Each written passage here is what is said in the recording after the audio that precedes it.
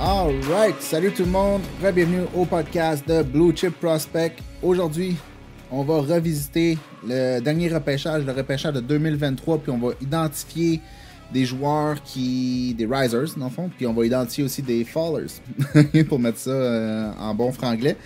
Je sais que c'est un peu de bonheur pour faire ça, évidemment, ça fait même pas une saison complète ou un an complète depuis le dernier repêchage, sauf que on peut quand même identifier des joueurs qui ont été sélectionnés plus tard, qui devraient monter dans le repêchage, puis on peut aussi identifier des joueurs qui ont été pris à une certaine position, qui ne produisent pas à ce point-là. Une des choses, par contre, c'est que les joueurs qui tombent sont souvent plus difficiles à identifier pour la simple et unique raison, à mon opinion, que si un joueur a une mauvaise saison comparativement à ce qu'on projetait, il peut toujours exploser l'année d'après, puis tout est oublié. Tout est forgiven. Comme on dit, tout est pardonné. Fait que, il y a toujours cette option-là. Tandis que les risers, ceux qui montent dans le draft, ben, souvent, un joueur qui était, mettons, à 1 point par match quand il était sélectionné dans la deuxième ronde, si tout à coup, ce joueur-là est rendu à 1.5 points par match ou 1.7 points par match ou quelque chose comme ça, ben, on sait que ce joueur-là, ben, il s'en va définitivement dans la bonne direction. Donc, on va identifier quelques joueurs. J'ai une vingtaine de joueurs montants, puis à peu près une dizaine de joueurs descendants, si on veut. Okay? Dans le fond, je suis déjà allé dans le draft. Là, on va pas faire ça live, puis on va déblatérer pendant 4 heures de temps. On va essayer de maintenir ça à l'intérieur d'1 heure et demie. Puis, let's go! Right? Fait que première des choses, le top 4, il reste la même chose. Dans le fond, il n'y a rien qui change de ce côté-là. C'est tous des joueurs qui, selon moi, vont soit être des stars ou pas loin d'être des stars, quelque chose comme ça. Puis le premier riser que j'ai, ou la première étoile montante, le premier riser, c'est pas vraiment un riser dans le sens de où ce qui a été sélectionné dans le draft, mais plus un riser par rapport à où moi je l'avais dans mon board. Et cette personne-là est David Reinbacher, ou Reinbacher. Puis la raison pourquoi, c'est que je l'avais 12 dans mon board. Puis, tu sais, encore des fois, je pense que peut-être il mérite cette place-là, peut-être pas. C'est dur à dire parce que l'équipe dans laquelle il joue, je suis sûr que vous êtes tous au courant, les partisans des Canadiens, là, que l'équipe de Cloton en Suisse a fait dur.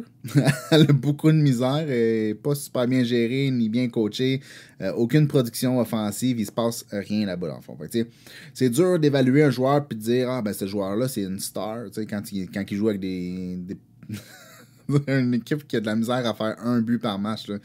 Fait que c'est ça, sauf que en même temps, les games que j'ai regardés de Reinbacher cette année sont excellentes. C'est sûr, si on oublie le mauvais départ, le faux départ de Reinbacher en début de saison, où il y avait de la misère à patiner, puis il n'y a rien qui faisait qui était vraiment comme il faut. Puis je pense que même Kent Hughes était revenu là-dessus pour dire comme quoi souvent les joueurs qui sont sélectionnés dans un top 5, ils retournent dans leur ligue puis ils veulent en faire le plus possible, démontrer je vaux ma position du top 5.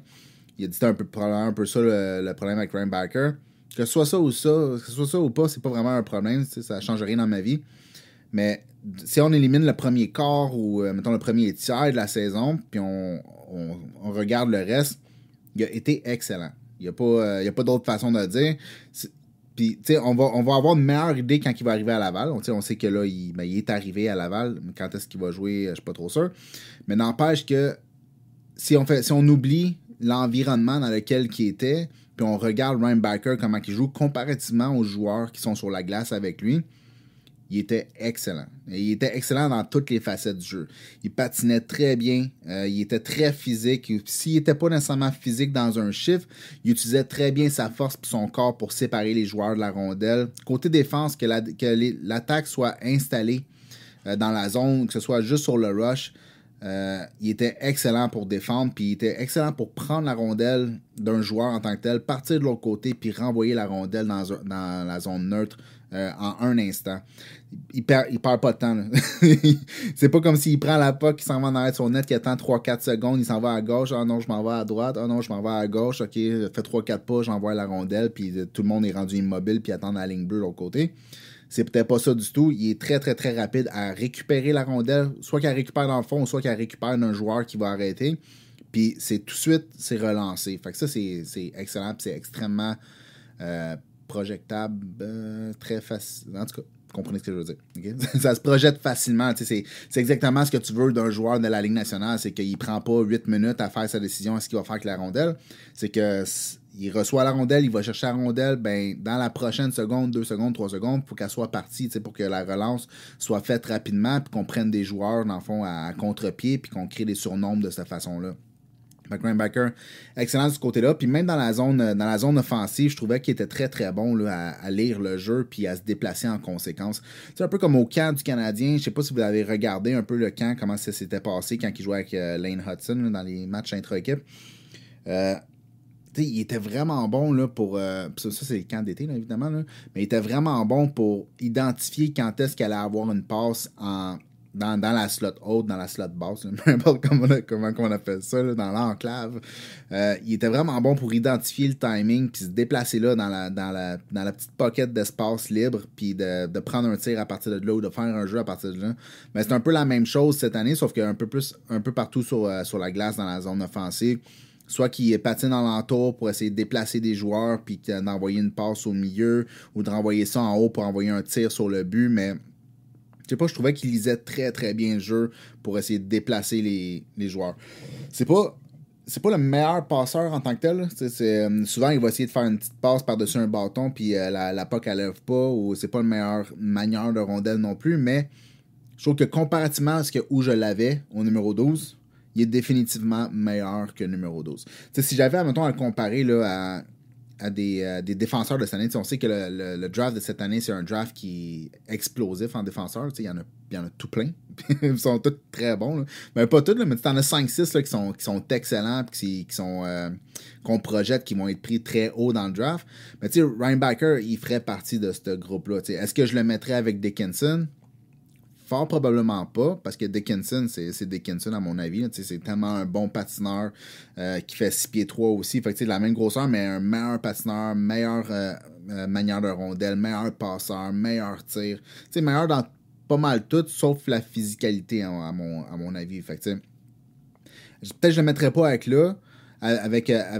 Dickinson, mais après ça, si on compare à Silayev, si on compare à Bouyem, Parek, Levchunov, Yakemchuk, c'est tous des joueurs différents. C'est sûr que je m'attends à ce que Parek soit un défenseur beaucoup plus offensif que David Rembacher, mais je m'attends pas à ce que Parek soit sur la glace pour défendre les dernières minutes quand tu as un point d'avance. Fait que, juste utilisation différente. Parek va-tu jouer 25 minutes par match? Je sais pas. Je serais surpris. Malgré que on sait jamais, là, mais ça serait quand même surprenant. Mais David Rembacher, ça se peut très bien qu'il joue entre 20 et 25 minutes. Si on fait jouer Matheson 25 minutes, j'ose imaginer que Rembacher va jouer 25 minutes. Parce que c'est ça. Ouais, ben, tout ça pour dire que finalement, comparativement à ce que je l'avais l'année passée, numéro 12, je suis beaucoup plus hype sur ce qui est en train de devenir que ce que j'ai été l'année passée.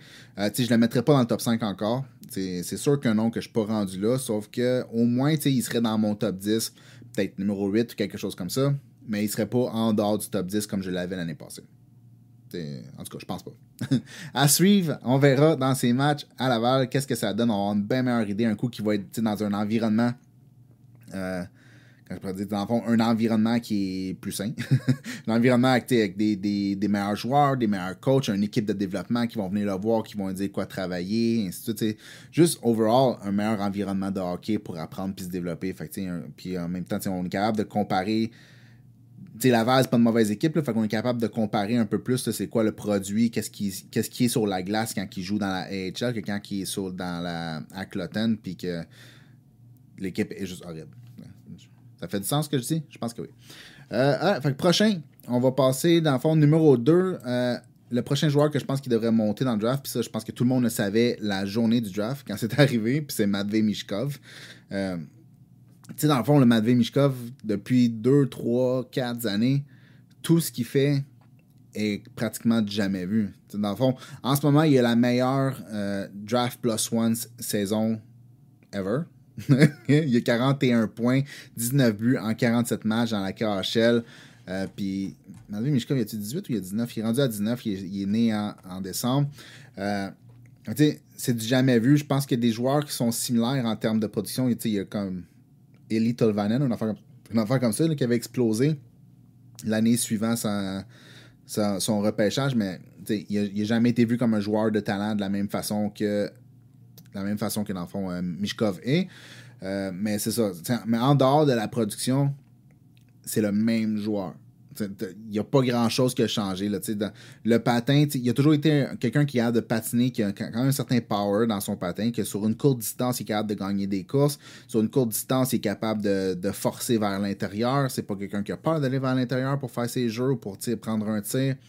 Fait qu'il fait offensivement, c'est la même affaire. Son patin, il est toujours bon sans plus. C'est pas quelqu'un qui est rapide, c'est pas un joueur de transition vraiment. Je pense pas qu'il ever va être un joueur de transition.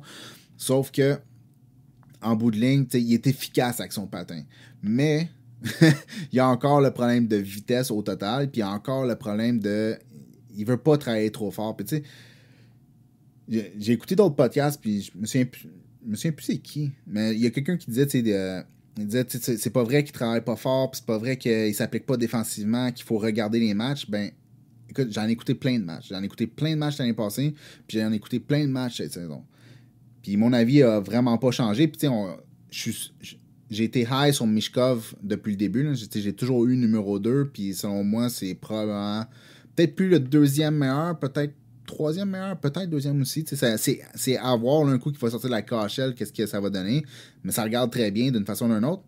Mais il ne faut pas se mentir non plus puis se dire que Mishkov, c'est un joueur là, qui défensivement, il met une tonne d'efforts, puis sur le forecheck, il patine dans le tapis, puis il essaie de couper les lignes de passe. Là. C'est pas vrai. C'est vraiment pas vrai. Là.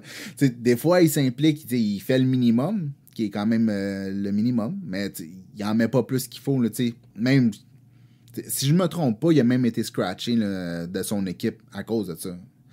Ça se peut que ce soit pas vrai ce que je dis, mais de ce que je me souviens, il a été scratché à cause de son implication.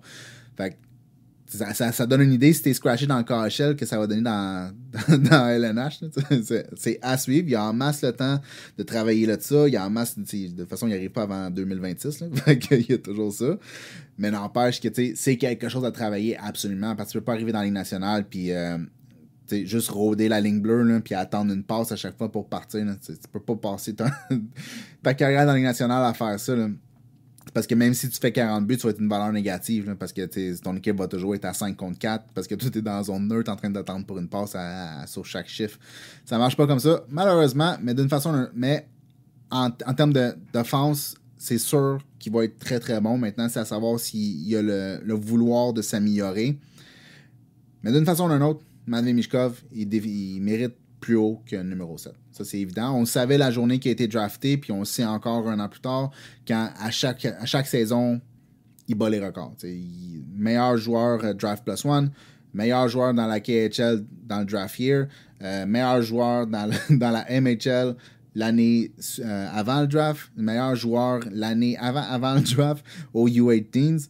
Fait que, tu sais, je veux dire, à chaque année, il brise les records. Là. Fait qu'à un moment donné, c'est assez évident qu'il va être bon. C'est ça. On passe au prochain. Et le prochain, c'est Dalibor Dvorsky. Un joueur sur lequel, justement, là, j'étais un peu... quand je pourrais dire que j'avais de la misère à embarquer pendant toute la saison. Puis à un moment donné, j'ai embarqué un petit peu. Puis après ça, j'ai comme redescendu. Puis quand il est arrivé le temps du draft, je me souviens même plus c'est où que je l'avais dans mon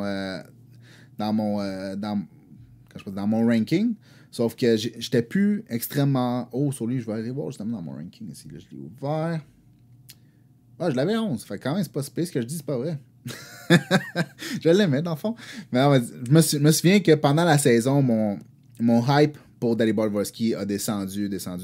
Puis, je comprenais que c'est un gars qui avait des très bonnes mains, que son tir était ultra pesant. C'est vraiment un tir qui est dur à contrôler parce que quand il te lance ça dans le corps, ça te passe à travers le corps. C'est heavy. C'est un heavy shot, dans le fond. Là. Il a un bon gabarit, là, 6 pieds 1. Je pense qu'il fait 190 ou 200 livres, un enfant comme ça. Je vais juste ouvrir sa page 30 secondes. Mais tu sais, sinon, en dehors de ça, là, c'est juste... attention, la page est ouverte. Ouais, ça, 6 pieds 1, 203 livres. Tu sais, là, quand on prend justement sa production cette année, ben là, il est rendu à 82 points, 40 buts en 49 matchs. On s'entend, on est loin de son 14 points en 38 matchs dans la Allsvenskan l'année passée. Là, on est loin de ça. Marie, son U18 avait été excellent. Puis même dans le U20, il avait bien joué. Mais là, cette année, c'est une coche de plus. Puis, je dis qu'il doit monter, puis il a quand même été choisi le 10e. C'est juste que je pense que c'est un joueur qui, selon moi, probablement qu'en bout de ligne, c'est un joueur qui devrait être sélectionné avant Reinbacher puis avant Simachev, à mon avis. Ça reste à voir. Là. On va voir ça dans pas trop long, justement, avec Reinbacher puis Simachev. On verra un jour s'il peut avoir des minutes constantes dans le KHL. Mais sinon, en dehors de ça, Dalibor Dvorsky, je pense qu'il a vraiment comme prouvé que l'année passée, c'était un peu comme une petite année plus lente que prévu. Mais sinon, le talent reste le même. Là, en termes de main, puis en termes de tir, puis en termes de positionnement, c'est la même affaire. C'est un joueur qui travaille fort, puis comme je dis, c'est un joueur qui est pesant, puis qui joue pesant. Fait que un centre aussi. Fait que il y a beaucoup de valeur, puis il a tellement prouvé comme quoi il était le joueur qu'on pensait qu'il était avant justement le draft. Dalibor Dvorsky, ça fait plusieurs années qu'on le voit venir. L'année passée, il a déçu un petit peu. Puis finalement, il s'est repris cette année. Bon, ben, c'est ça. Fait que je pense qu'il devrait être un petit peu plus haut. Probablement dans le coin de comme 6-7, une affaire comme ça. Ou égal avec Ryan Leonard ou une affaire même. Après ça, on a Tom Willander. Puis c'est pas un joueur qui devrait monter en tant que tel. Là. Pourquoi je l'ai mis là, je ne sais pas. Mais c'est un joueur qui, plus que je le regarde, puis plus que je l'aime, puis ça a été de même l'année passée aussi, puis c'est la même chose cette année.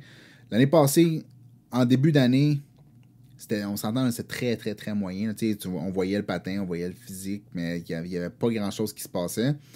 Puis là, plus l'année a avancé, puis plus dans le fond, tu sais, je sais pas, qu'il a prouvé au courant de l'année qu'il était capable de s'améliorer. Quand il a été joué, au U18, il était excellent. Là. Selon moi, il était même meilleur que Sandin Pelika, même si Sandin Pelika avait plus d'offensive. Mais en bout de ligne, c'est ça comme je dis, c'est que comme l'année passée, il a commencé slow, puis il s'est amélioré. Bon, ben cette année, il a commencé au même point que l'année passée, qui était peut-être un petit peu slow pour la NCAA, puis il s'est amélioré. Puis là, il est rendu super, super bon. T'sais, la production, c'est 22 points en 33 matchs. C'est pas la meilleure production. Il n'y a pas le meilleur tir qui existe non plus, mais c'est tellement un compétiteur féroce. C'est tellement un patineur high-end ou même élite. Là, je suis pas sûr que je suis prêt à mettre élite encore, là, mais définitivement high-end comme skater. Là. Très, très, très, très bon patineur. Je dis Reinbacher, c'est un bon patineur. Willander, c'est une bonne coche de plus. Là. Il est vraiment bon. Là. Fait que pour déplacer la rondelle, sortir la rondelle, bloquer les zones de passe, se mettre dans les lignes de passe, bloquer la ligne bleue, là, il est vraiment, vraiment bon. Il est capable de contrôler le gap sans aucun problème. Il n'y a personne qui va le pogner dans un croisé puis qui va être mélangé dans ses pieds après puis qui va être capable de le passer sur le côté. Ça n'arrivera pas. Fait que c'est pas mal ça pour ce qui est de Tom Willander. Je pense pas que c'est nécessairement que c'est un joueur qui devrait monter. Là. Comme je dis, je sais pas pourquoi je l'ai mis là. Mais c'est un joueur que j'aime beaucoup. Puis en bout de ligne, là, je pense que c'est pas nécessairement. Je serais pas nécessairement surpris s'il finissait par être le meilleur défenseur dans le draft. T'sais, est-ce que c'est quelque chose qui est sûr? Non. Est-ce que c'est quelque chose qui est presque sûr? Non. Est-ce que c'est quelque chose qui est probable? Définitivement. En termes de statistiques, il est au même point que Sanderson d'Ottawa et McAvoy dans leur année de draft plus one. Fait que, c'est un bon indicateur. Je pense, honnêtement, je vois pas l'offense de la même façon, même si la production est très similaire. Leur offense, je pense que Sanderson et McAvoy ont plus d'offense que Tom Willander va avoir ever. Sauf que la production est quand même là. Fait que, on peut se fier à ça aussi un peu. Mais en bout de ligne, c'est de la façon qu'il défend, de la façon qu'il patine, de la façon qu'il transitionne la puck, puis qu'est-ce qu'il peut faire avec les passes, puis se déplacer sur le long de la ligne bleue pour ouvrir des lignes de passe dans la zone offensive. Je pense qu'il y a des chances qu'il finisse par être un très très bon défenseur, mais comme je dis, je sais pas pourquoi je l'ai mis là. Je pense qu'il a été pris numéro 11. C'est ça? Ouais, numéro 11. Fait que non, il bouge pas. Il reste là. Après ça, le prochain, un autre joueur qui, selon moi, pas mal tout le monde s'attendait à ce que. Pas qu'il s'attendait à ce qu'il soit pris plus haut, mais tout le monde savait que même s'il allait être pris plus bas, il allait finir par être plus haut dans un redraft éventuellement. Puis c'est Zach Benson. T'sais, malgré que c'est un 5 pieds 9, puis que c'est très loin d'être le meilleur patineur qui existe. Là. en bout de ligne, là, c'est un joueur qui est tellement compétitif, c'est un joueur qui est tellement intelligent, un joueur qui travaille ultra fort dans toutes les zones. C'est un gars qui va tout faire pour transitionner la puck, c'est un gars qui va tout faire pour supporter sa défense, puis revenir bas, puis aider la défense pour sortir la puck de là. C'est un gars qui va aller dans un coin, qui va aller sur le long de la banque, qui va aller en arrière du net pour aller chercher un dump. Il va tout faire. Et le gars, il a 5 pieds 9, 160 livres, patine comme un canard. Peut-être pas, là, mais il est très hunch-over, là, il est très plié là, quand il patine, puis il perd beaucoup de vitesse de cette façon-là, puis c'est très peu efficace. Mais en termes de skills, ses mains, sa vision, son travail, c'était tous des indicateurs comme quoi ce joueur-là va devenir bon. Souvent, il y a des joueurs de 5 pieds 9 ou 5 pieds 10, puis c'est des moyens patineurs, puis tu te dis, c'est quoi son rôle dans la Ligue nationale? C'est quoi qu'est-ce qui va l'amener, là? Mais Zach Benson, il y avait plein d'attributs que tu regardais et tu disais, ben c'est high-end. Il y avait plein d'attributs que tu disais, c'est meilleur que la moyenne de la Ligue nationale. Fait que, si tu penses à la façon qu'il est capable de créer des jeux, comment il est capable d'envoyer des faux signaux pour ouvrir des lignes de passe, de la façon qu'il bataille pour la puck, même si c'est un 5 pieds 9 en bout de ligne, si tu batailles plus fort que l'autre, tu peux gagner la puck. C'est pas tous des 6 pieds 5 dans la Ligue nationale non plus. Il y en a des 6 pieds, il y en a des 6 pieds 1. Ben, des fois, 5 pieds 9, 6 pieds 1, il y a 4 pouces de différence. Tu peux gagner. Là. C'est pas en fin du monde. Souvent, c'est celui qui veut le plus que nécessairement celui qui est le plus fort. Oui, des fois, la force va changer quelque chose, là, même, je dirais, relativement, quand même assez souvent.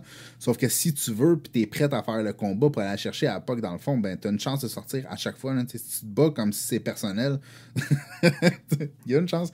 Puis, la preuve, c'est que il y a 18 ans, il a 5 pieds 9, 160 livres. Il joue dans la Ligue nationale. Il a joué 59 matchs dans la Ligue nationale jusqu'à date avec Buffalo.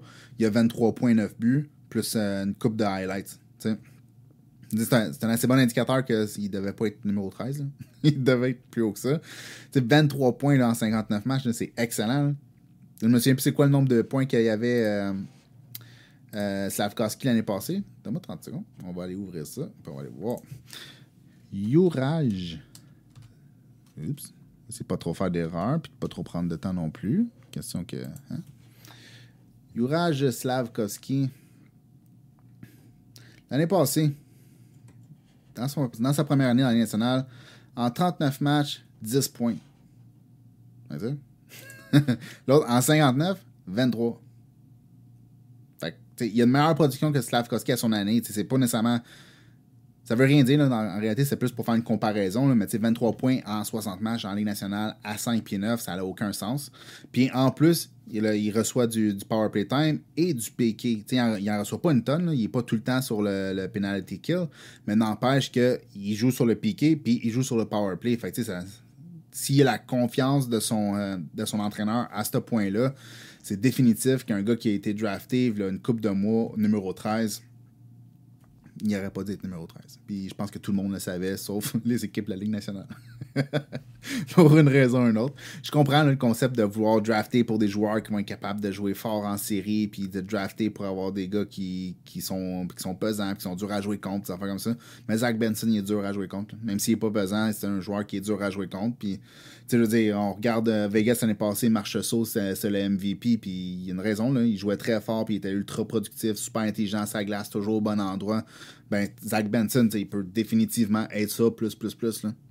Fait que pourquoi numéro 13, je sais pas, mais on le savait l'année passée, puis ben, c'est juste encore plus évident rendu une couple de mois plus tard. On passe au suivant. Le prochain, c'est Axel Sandin-Pellikka. En termes de production, il y a la meilleure production d'un draft plus one dans la SHL dans les dernières 25 années. C'est assez bon.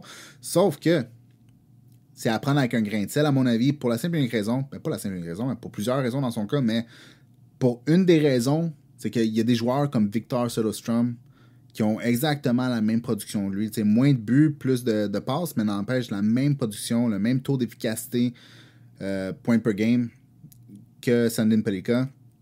Puis, tu sais, Soderstrom, il a 23 ans, puis il est encore dans la AHL, puis il a de la misère à faire sa place. T'sais.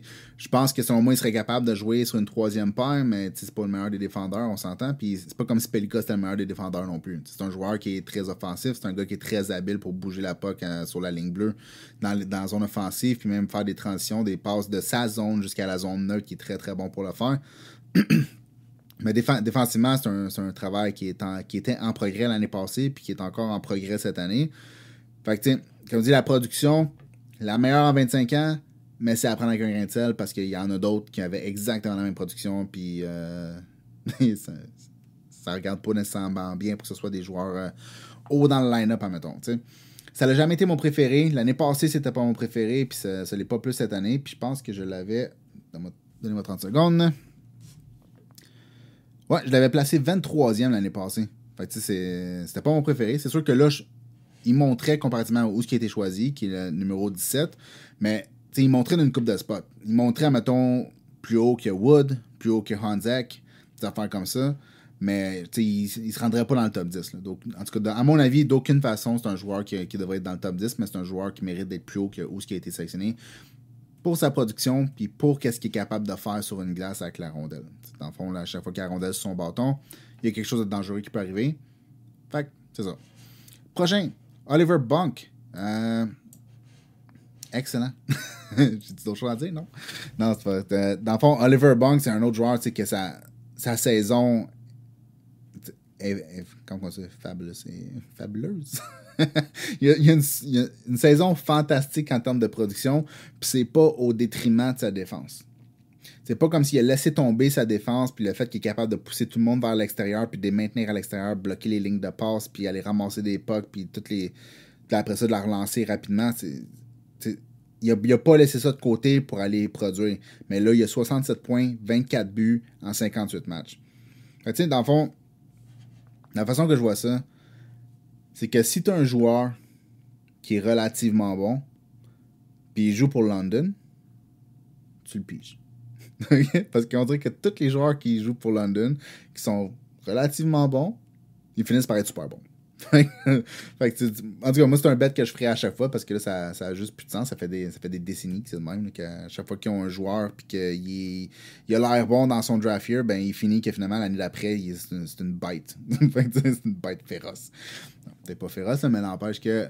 Tout ça pour dire que Oliver Bunk, finalement, il a été choisi au 22e rang.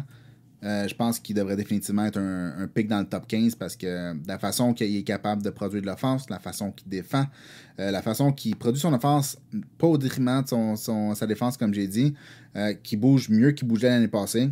L'année passée, il a un petit problème avec son patin. Pas qu'il y avait un mauvais patin, mais c'était pas le gars le plus agile. C'était pas le gars qui bougeait mieux sur la ligne bleue pour ouvrir des lignes de passe ou des lignes de tir. Cette année, il fait exceptionnellement bien. Je dis pas que c'est un patineur élite. C'est pas le cas. Je pense que ça ne sera jamais. Sauf que si tu es capable de patiner de la façon que lui, il bouge, à 6 pieds 2, c'est quand même... c'est quand même très très bon. Là. Fait que, si tu as le tir qu'il a, tu es capable de bouger comme qu'il est capable de bouger, que ce soit en transition ou que ce soit à la ligne bleue, que tu es capable d'ouvrir les lignes de passe comme lui il peut les ouvrir. En plus que tu peux défendre et envoyer tout le monde vers l'extérieur ou les bloquer à la ligne bleue comme qu'il fait. Définitivement, 22, c'est beaucoup trop tard. On s'en rend compte là. C'est sûr que c'est facile de dire après qu'il y a une saison de plus d'un point par match. C'est sûr que c'est facile à dire. L'année passée, il avait 40 points en 67 matchs. C'est bon, on s'entend. Mais comme je dis, il jouait pour London. Fait qu'on pouvait s'attendre à ce qu'il devienne une bête. Fait que toujours ça. Fait que c'est pas mal ça pour ce qui est de Oliver Bunk. Après ça, un autre joueur, un peu comme Zach Benson, que pas mal tout le monde se disait, ben c'est sûr qu'il va finir meilleur que où ce qui a été pris. Puis c'est Gabe Perreault. Gabe Perreault, dans le fond, il a été choisi. Donne-moi 30 secondes que la page elle ouvre. Il a été choisi 23e rang. Fait que 23e, le gars, il a exactement, ou peut-être même genre comme 0.01 plus de production que Will Smith, qui était 4e choix au total. En termes de valeur, c'est dur à battre. Là. C'est sûr que, overall, tu prends le package. Will Smith, c'est un joueur qui a un meilleur patin. C'est un joueur qui est un petit peu plus gros. En termes d'offensive, là, les mains, de la façon qu'il est capable de créer de l'offensive avec ses mains, c'est juste incroyable. Fait que c'est sûr que de ce côté-là, tu te dis, OK, il est probablement meilleur. Fait que même si on la même, même si on la même, les mêmes chiffres, en bout de ligne, tu dis que Will Smith va être meilleur. Sauf que Gabe Perreault, il a été pris au 23e rang. Puis pendant ce temps-là, il battait des records. Il a battu les records de Matthews. Il a 132 points, 53 buts en 63 matchs. C'est ridicule comme production. Là. Après ça, il s'en va au WGC 18. Puis il fait 18 points en 7 matchs, 5 buts. C'est comme... C'est le félicitateur. Le gars qui rend l'offense facile pour les autres, le plus inné qui existe. Ça n'a aucun sens. Il est toujours au bon endroit pour recevoir la rondelle puis la redistribuer facilement à un autre joueur qui est ouvert. C'est comme un joueur de transition, puis pas transition nord-ouest, pas transition nord-sud, mais transition est-ouest. Puis c'est pas nécessairement lui qui le fait avec son patin, c'est plus qu'il reçoit la puck puis il la redistribue à quelqu'un d'autre qui est ouvert en un instant. Mais maintenant, cette année, il a ouvert comme une autre facette de son jeu. Pas qu'il l'avait pas l'année passée, mais pas autant parce que c'est ça. Mais cette année, il est capable de faire des passes transversales à travers le trafic sans aucun problème. C'est plus juste un redistributeur, c'est rendu un distributeur aussi. Il n'y a pas besoin que personne crée de l'espace pour lui. Il est capable de créer l'espace pour les autres. C'est toujours pas le meilleur patineur. C'est toujours pas le joueur le plus fort. Je pense qu'il est 5 pieds 11, 170 livres. Même, ben, ici, ça dit 165 livres, là, mais c'est ça. 5 pieds 11, 165, 170 livres. Mais en bout de ligne, c'est un gars qui travaille fort. Il n'a jamais été un gars qui était passif. C'est un gars en termes de défense. Pas un joueur défensif, mais c'est un joueur qui va faire son travail défensif, qui va back-checker. C'est un gars qui va appliquer de la pression... dans le fond, par en arrière là, sur le joueur pour l'envoyer dans la zone bloquée par le défenseur. C'est un joueur qui est en termes de forecheck, il va faire son forecheck puis il prend des bons angles. C'est pas le meilleur patineur, fait que c'est dur pour lui de comme forechecker solide. Sauf qu'il met son bâton dans la ligne de passe puis il prend des angles agressifs pour essayer de forechecker.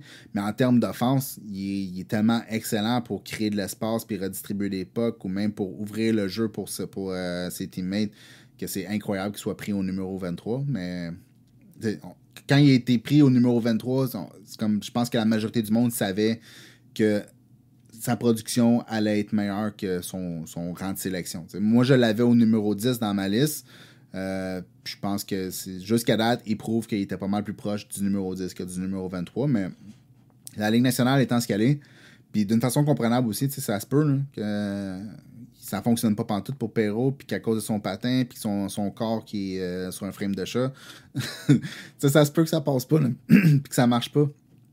Mais en bout de ligne, il démontre qu'il fait mieux que la majorité du monde qui sont en avant de lui. Alright, fait que c'est ça pour Perreault. On passe au prochain. Le prochain, c'est Quentin Musty. Puis, je l'adore. Je l'adorais l'année passée, je l'adore encore cette année. Le problème avec Quentin Musty, ça a toujours été la constance dans son jeu. Puis pas tant sa constance de production, mais vraiment plus sa constance dans la façon qu'il joue. Un soir, c'est un gars qui peut pas être arrêté, qui fonce au filet. C'est un gars qui coupe vers le milieu, qui utilise son corps pour, dans le fond, s'appuyer sur les défenseurs puis couper au milieu, aller au net, qui prend des tirs de l'enclave. C'est un gars qui patine fort, même si c'est pas le meilleur patineur, c'est un gars qui patine pesant, qui patine avec du power dans ses jambes pour couper vers le milieu. C'est un gars qui peut créer de l'extérieur vers l'intérieur, qui peut créer de l'intérieur vers l'extérieur. C'est juste une bête. Ça, c'est certains soirs. D'autres soirs, c'est un joueur de finesse qui essaie de tout faire en faisant des tours drag en l'entour de 18 joueurs, puis qui garde trop la puck sur lui-même, puis qui essaie de tout ouvrir par lui-même sans foncer vers le filet. Il joue de l'extérieur en périmètre, patine en arrière du net, s'en va de l'autre côté, il essaie d'ouvrir de l'espace comme ça. Ça marche beaucoup moins bien, évidemment, c'est beaucoup moins efficace. Je pense que c'est probablement la raison pour laquelle il a baissé au numéro 26, puis que San Jose a pu l'avoir aussi loin que ça. Mais l'affaire, c'est que Quentin Musty, quand il est on, quand il est allumé puis il est prêt pour la game, c'est un joueur qui joue comme un top 10, un top 7 dans le repêchage de l'année passée. Quand il est off, ou quand il est juste en mode finesse, ben c'est un joueur qui mérite d'être à sa place, le numéro 26. Fait que c'est lequel le vrai Quentin Musty? C'est-à-dire de plus en plus, ça penche vers le Quentin Musty qui est on. Parce que l'année passée, c'était un peu plus 50-50 ou même peut-être un peu plus bas que ça. comment, dans le fond, entre le Quentin Musty qui joue dans le milieu de la glace, qui crée les jeux-là, puis celui qui patine en ballerine alentour du milieu. Cette année, c'est beaucoup plus... dans le fond, dans les matchs que j'ai vus de Sudbury, dans le fond, il y a beaucoup plus de matchs que tu le vois qui est toujours en train de jouer vers l'enclave, toujours en train de couper vers l'enclave, faire des jeux dans l'enclave ou de l'enclave vers l'extérieur pour un joueur qui est à découvert. Quelqu'un qui essaie d'attirer le plus d'attention sur lui-même pour ouvrir les jeux pour les autres. Il est toujours en train de faire ça comparativement à l'année passée jusqu'à ça, mettons 50-50. Cette année, c'est beaucoup plus constant. C'est pas encore constant à 100%, mais des joueurs de 18-19 ans, c'est rare que leur jeu est 100% constant. Fait que, ça, faut que tu vives avec, c'est le même, mais n'empêche que le gars, il a 92 points, 39 buts en 50 matchs cette année. C'est une bonne amélioration sur l'année passée qui était 78-26 en 53 matchs. Fait déjà qu'il y a une bonne production l'année passée, mais que son offense était inconstante, dans le fond, ben, cette année est beaucoup plus constante, puis son offense est encore meilleure. Fait que, en plus que tu calcules que le gars, c'est un gars de 6 pieds 2, 200 que cleave, on s'entend, il y a beaucoup à donner. Ça se peut très bien qu'il finisse comme un joueur qui est un joueur du top 15, top 10. Je suis pas aussi haut que lui sur lui que, mettons, comme, je pense, c'est Snake Boisvert là, qui dit que c'est genre le meilleur joueur sur la planète.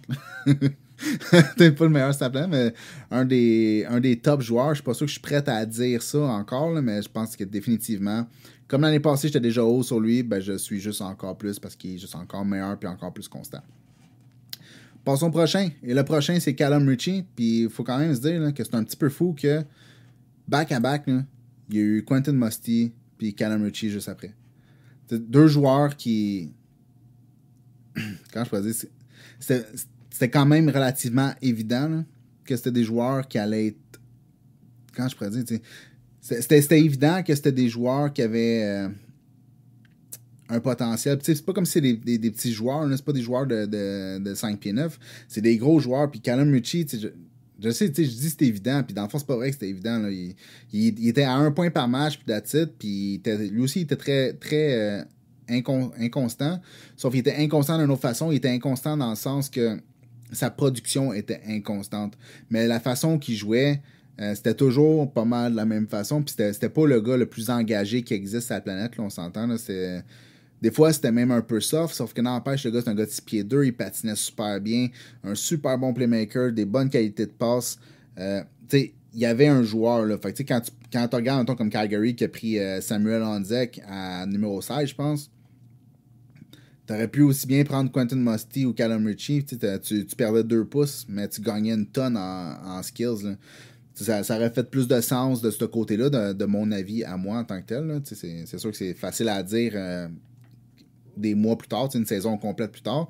Sauf que n'empêche que Callum Ritchie, même moi, là, je l'avais dans la vingtaine, là, sauf que tu regardes à ça, tu penses à ça, puis si t'as vu des matchs de Callum Ritchie l'année passée, même si oui, ok, des fois, on pogne un peu trop sur un attribut, puis je me souviens que Callum Ritchie, ce que j'aimais pas, c'est qu'il était un peu soft, même si c'est un gars de 6 pieds 2, tout le kit, c'est un gars qui était un peu soft, mais c'était quand même c'est un gars qui jouait dans le trafic, c'était pas un gars qui jouait sur le périmètre, mais c'était pas un gars qui travaillait fort pour récupérer des rondelles, c'était pas un gars qui travaillait fort en défense, il travaillait, mais pas fort. C'était pas un gars, dans le fond, qui coupait vers le milieu tout le temps, même si c'est un gars qui jouait dans le trafic, c'était pas un gars qui coupait vers le milieu à tout prix ou qui essayait de faire tous ses jeux dans l'enclave. Je me souviens que c'est une des choses qui faisait que je l'aimais moins puis je le descendais à chaque itération, dans le fond, de mon ranking que je me faisais. Mais en bout de ligne, c'était évident que s'il gagnait juste une petite coche de plus, il allait devenir le joueur qu'il est en train de devenir. Puis là, 76 points, 26 buts, 48 matchs. 6 pieds 2, il vole sur la glace. Je veux dire, il y a tout ce que tu as de besoin. On s'entend, jusqu'à date, c'est un vol là, du Colorado. Là, au 27e rang, Callum Ritchie, ça n'a aucun sens. Là, mais bon, écoute, c'est ça qui s'est passé. Hein. Des fois, tu accroches sur quelque chose, tu descends un joueur sans arrêt, mais la réalité, c'est qu'il faut que tu prennes un peu plus un bird's eye view, là, une vue plus globale, que tu arrêtes de focusser sur une chose, tu te recules un petit peu, puis là, tu fais « Ah, mais c'est vrai, dans le fond, le gars, il a des mains en or. Le gars, c'est un excellent playmaker. Il fait des passes incroyables, des passes difficiles, match après match, shift après shift. Mais OK, il pourrait travailler un petit peu plus fort. » Je me souviens même, j'ai fait une vidéo de lui l'année passée. J'ai fait une vidéo, un top 10 des playmakers. Puis je l'avais dans mon top 10 des playmakers. En bout de ligne, quand je fais mon ranking, je le mets en dehors du top 20. Quand tu prends le fait que c'est un top 10 playmaker, que c'est un 6 pieds 2, qui patine bien, que c'est un centre, ça veut dire que c'est beaucoup d'indicateurs là, qui devraient être dans le top 20, mais en bout de ligne, il n'y a pas fini le top 20. Fait que c'est ça qui est ça. On fait toutes des erreurs, puis on fait toutes des petites erreurs de jugement, des fois là, qu'on a trop stické sur quelque chose qu'on n'aurait pas dû sticker. Mais bon, la vie est faite de même. Puis c'est ça. Alright, prochain. Le prochain, c'est Easton Cowan. Cowan, pas trop sûr. Joueur moins gros. C'est un petit gars de 5 C'est un gars de 5 pions. C'est pas nécessairement petit. 5 pions, 185 livres, mais c'est très moyen dans la Ligue nationale. Le gars, il a eu des playoffs incroyables l'année passée. Là. La production en tant que telle, c'est juste comme 1 point par match. Là. C'est 21 points en 20 matchs. Mais si vous avez regardé les playoffs de la OHL quand London était là, ben, il était partout sur la glace. Là. Il jouait physique, il avait des excellentes mains, il coupait toujours au milieu, il se plaçait dans le milieu pour faire des tirs. Il était juste partout sur la glace, travaillait fort défensivement, travaillait fort en transition, il back-checkait sans arrêt, il faisait tout ce que tu as besoin, tout ce que tu veux qu'un joueur fasse, mais il était à 5 pieds 11. Puis en même temps, la production était pas comme sur la coche. On s'entend, il y avait 53 points, 68 matchs dans la saison, puis 21 en 20 en playoff. Fait que, tu sais, je pense que sans les playoffs, je pense pas que Toronto le prenne en première ronde. Mais les playoffs, ils ont comme amené une deuxième. Quand je peux dire, c'est comme une petite poussée de plus, une petite preuve qu'il est capable de produire. En plus de la façon qu'il joue puis du talent qui était relativement clair, on s'entend, tu sais. Si vous avez regardé, en tout cas, London l'année passée, c'était clair qu'Easton Cowan avait du talent, c'est juste que ça marchait pas, là, c'est le même. Mais en bout de ligne, là, cette année, 92 points, 32 buts en 52 matchs. Il est comme explosé. Mais en même temps, tu regardes London, puis tout le monde a explosé. C'est pour ça, tantôt, je disais avec Bunk, si un joueur est bon ou est moyennement bon à London, tu le choisis parce que tu sais que l'année d'après, il va exploser.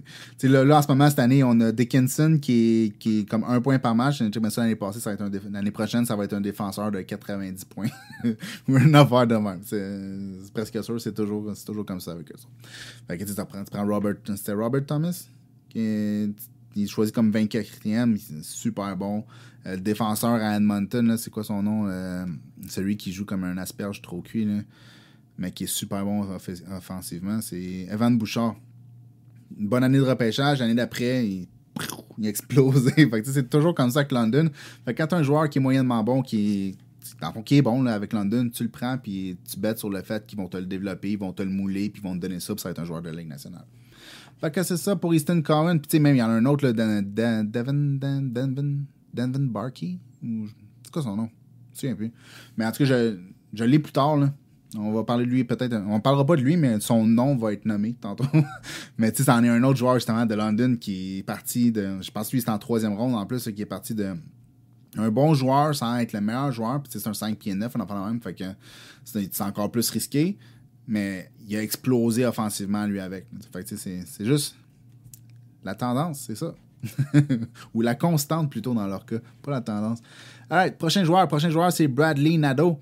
Qu'est-ce que je peux dire? Nadeau, c'est un cas un petit peu plus spécial. Je pense qu'il devrait être pris plus haut que où il a été pris parce que définitivement, là, il est rendu à 45 points, 19 buts en 35 matchs dans la NCAA.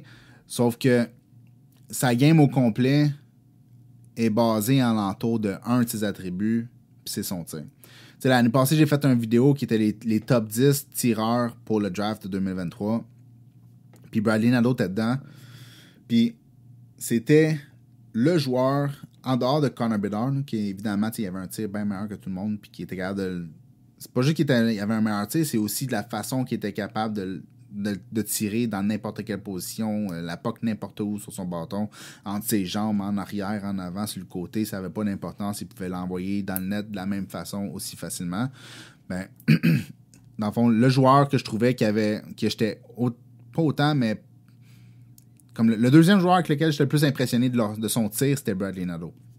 Tu sais, dans le fond, Dans un tir, pour qu'un joueur soit un bon scoreur, ça prend plus que juste un bon tir. Juste ça, c'est pas assez. Mais son tir en tant que tel est phénoménal. Je me souviens, je coupais les games pour faire les highlights, pour mettre ça dans le vidéo, puis à chaque fois, j'étais impressionné. Son tir était tellement précis, la vélocité était tellement forte. C'est pas nécessairement un tir qui était pesant, mais c'est un gars avec le tir tellement vite. La release était comme une seconde, une fraction de seconde, puis c'était parti. T'avais pas d'indication que ça s'en venait. T'as aucune indication dans quel angle ça s'en vient. Il va-tu la curler? Il va-tu pas la curler? Ça va-tu être un... il reçoit la puck, est-ce qu'il va faire un one-timer avec ou est-ce qu'il va attendre puis il va faire comme un délai avant de tirer la puck? Tu savais jamais qu'est-ce qu'il allait faire avec, mais son tir était juste foudroyant. Puis comme je te dis, il était dans le top 10 des tireurs pour une raison. C'est parce que son tir était foudroyant. Mais si tu fais juste regarder les highlights de son tir, là, c'est évident que son tir était déjà au niveau NHL.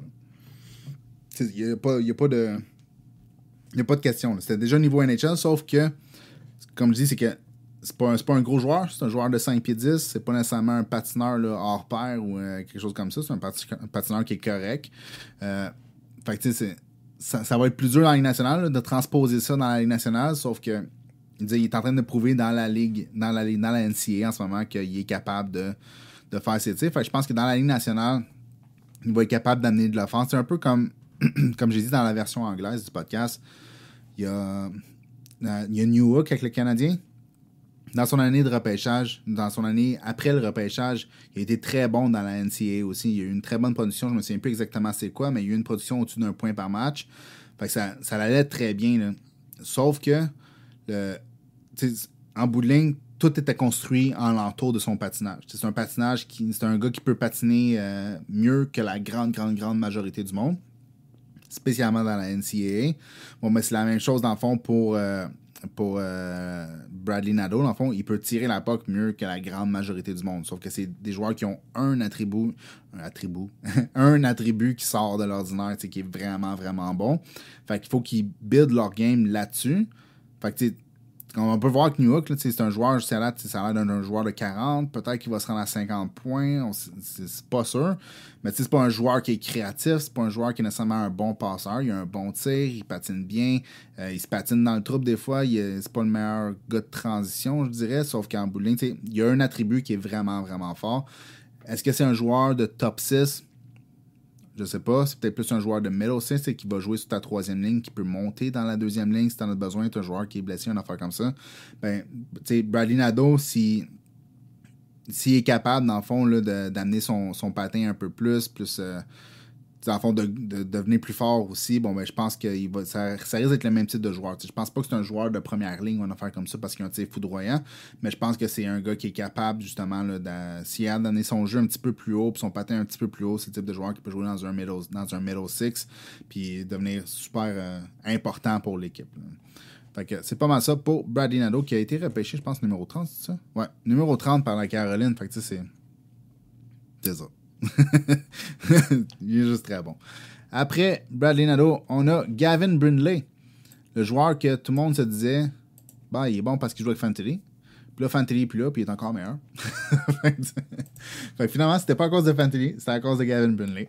Pas que Fantilli est pas bon, là. Fantilli, il fait ses affaires dans les nationales, mais Gavin Brindley, dans le fond, c'était pas un produit de Fantilli, comme beaucoup de monde pensait. Puis tu sais, pas nécessairement que c'était évident. C'est dur de séparer là, d'une façon ou d'une autre. Si tu joues avec un des joueurs qui a une des meilleures productions ever dans la NCAA, c'est sûr que le monde va faire l'association là, quand toi tu viens de nulle part. Il n'y a jamais personne qui pensait que tu allais être un joueur de première ronde ou de deuxième ronde ou une affaire comme ça. Puis là, tout à coup, t'exploses offensivement à la seconde qu'on te met avec un joueur comme Fantilli sur ta ligne.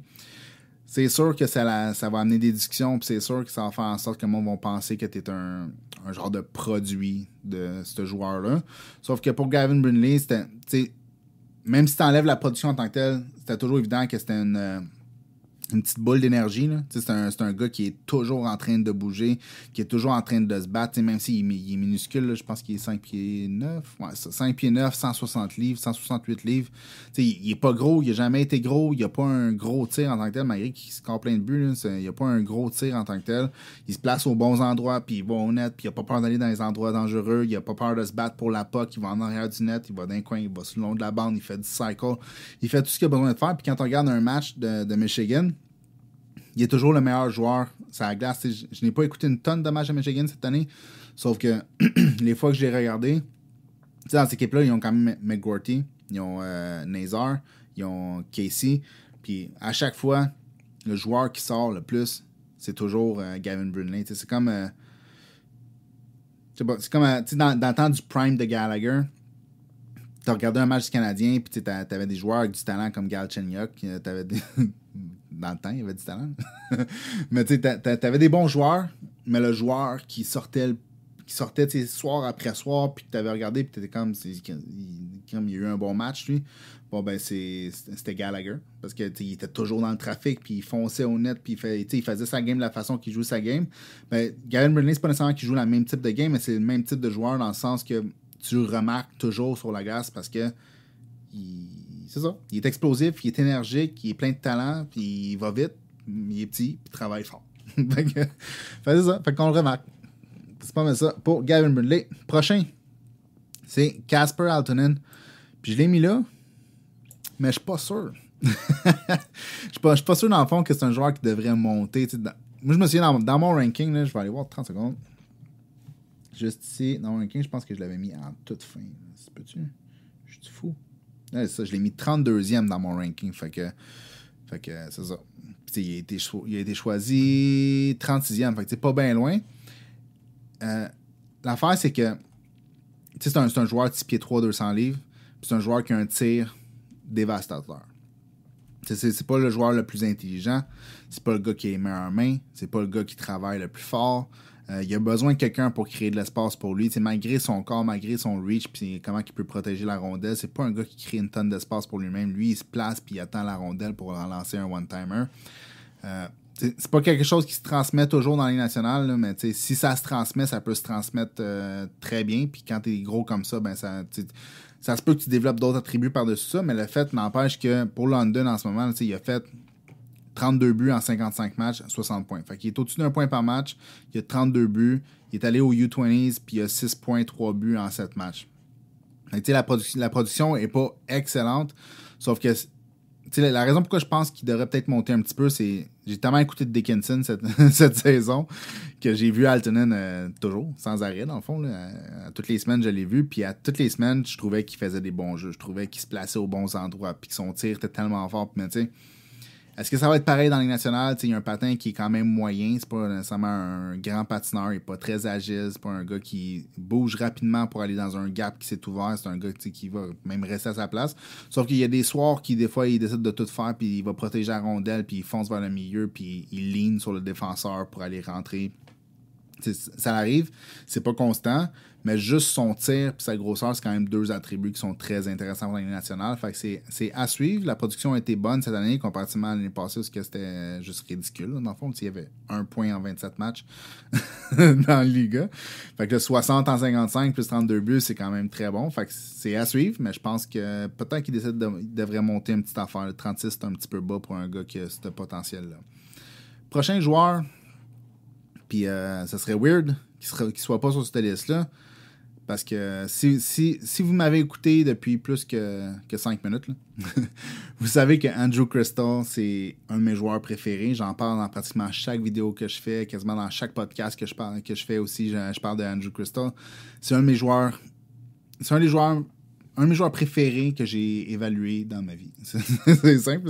J'adore la façon qu'il joue. J'adore à quel point il est dynamique avec la puck. Sauf que ça veut pas dire pour autant que c'est un joueur que ça va comme se transmettre dans la Ligue nationale. il y a des points d'interrogation, fait que c'est à suivre, mais n'empêche que ça a été un de mes joueurs préférés à regarder, puis je le regarde encore sans arrêt. Parce que je l'aime beaucoup. Mais en tout cas, moi, je l'avais numéro 8 dans mon ranking. Fait que, tu sais, veux pas, j'étais beaucoup plus high sur lui que la grande majorité du monde. Je sais pas s'il y avait quelqu'un qui l'avait dans son top 10, mais moi, en tout cas, c'est numéro 8. Puis sa production, elle n'a pas changé tant que ça, là, elle a juste monté encore plus. Mais elle était déjà folle l'année passée, là, 95 points en 54 matchs. Bon, ben là, il est rendu avec 106 points en 60 matchs. Fait que, elle est juste meilleure. Une petite affaire meilleure. Mais l'affaire, c'est le talent est tellement incroyable avec Andrew Crystal. Puis c'est pas juste une partie. C'est pas en même temps comme Bradley Nadeau, parce qu'il y a juste le tir. T'sais, Andrew Crystal, c'est le tir, c'est le playmaking, c'est la vision, c'est les mains, c'est de la façon qu'il crée un délai dans tout ce qu'il fait. S'il est capable de travailler sur son patin puis de devenir un peu plus rapide, puis un peu plus puissant, puis un peu moins de dentelle dans son patin, si on veut, là, il peut devenir tout un joueur. En tout cas, selon moi, là, c'est un joueur là, qui est excellent. J'aurais aimé que ce gars-là soit un bon patineur puis qu'il soit un peu plus gros. Voir le type de joueur qu'il aurait pu devenir parce que il y en a plein de très bons joueurs pour tout le game, mais la façon qu'il est capable de tout combiner en même temps, il fait des passes parfaites, là, chiffre après chiffre. Quand il fait ses tirs, il y a toujours un délai qui fait que tu sais pas quand ça s'en vient. Tu sais pas l'angle avec lequel ça s'en vient. Quand je pourrais dire, c'est comme... Tu regardes le gars jouer, puis là, tu le vois qui load son tir. Puis là, tu dis, OK, le tir s'en vient, mais il s'en vient jamais quand tu penses qu'il s'en vient. Il s'en vient toujours une fraction de seconde avant, ou une fraction de seconde plus tard. Puis, tu sais, quand tu as le tir qu'il y a, ben, il est trop tard. Hein?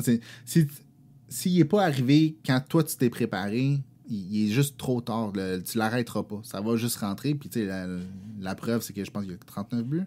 C'est ça. Il y a 39 buts l'année passée, il y a 39 buts encore cette année. Fait que, tu sais, c'est une bonne preuve qu'il y a des rentrées, les points. Mais ce qui arrive, c'est qu'en plus d'être super bon pour faire ça, c'est que tu vas jamais avoir aucune idée s'il va lancer la rondelle ou s'il va passer la rondelle. Il n'y a aucune différence dans la façon qu'il va se positionner puis qu'il va regarder puis comment que ses hanches sont placées vers le goaler quand il va envoyer la rondelle ou quand il va tirer la rondelle. Fait que c'est... Je sais pas comment l'expliquer. Là.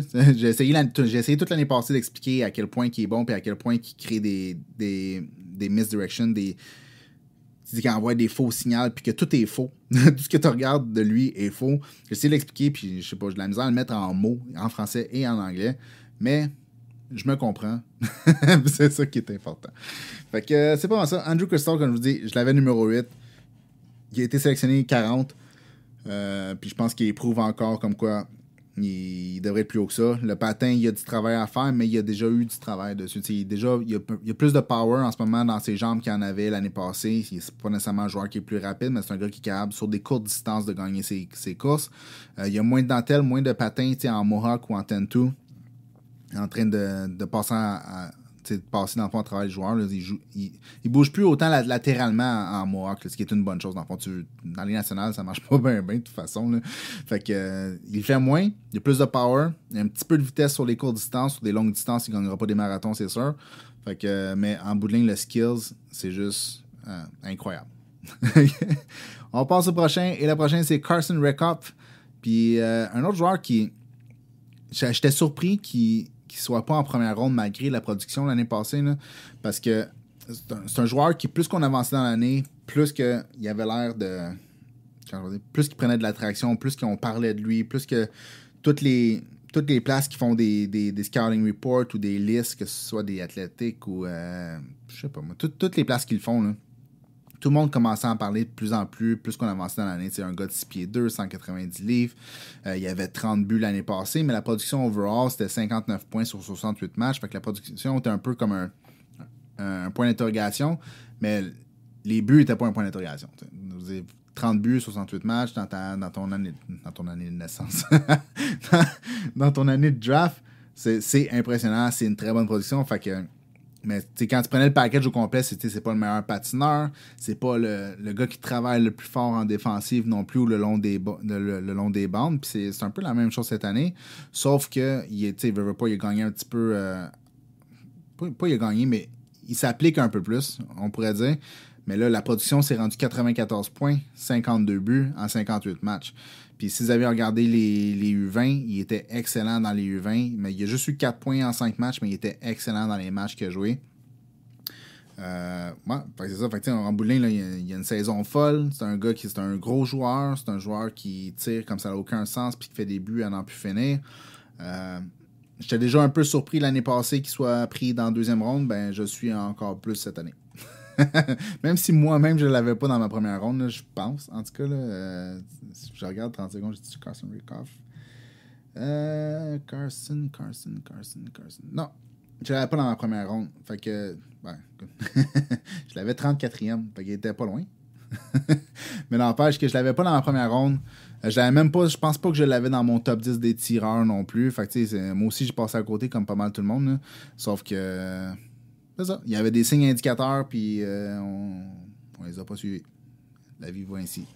Ouais, prochain. Et le prochain, dans le fond, c'est 2 joueurs parce qu'ils ont pas mal une production très similaire là, dans la SHL. Puis c'est Félix Angersurum puis Oscar Fisker-Molgaard. 2 joueurs qui devraient monter. Ils ne devraient pas monter nécessairement tant que ça. Là, fin de première ronde, début de deuxième ronde, une affaire comme ça. Félix Angersurum, si je me souviens bien, là, c'est un joueur qui a été choisi 60e ou une affaire de même. Je vais s'ouvrir la page. 62e.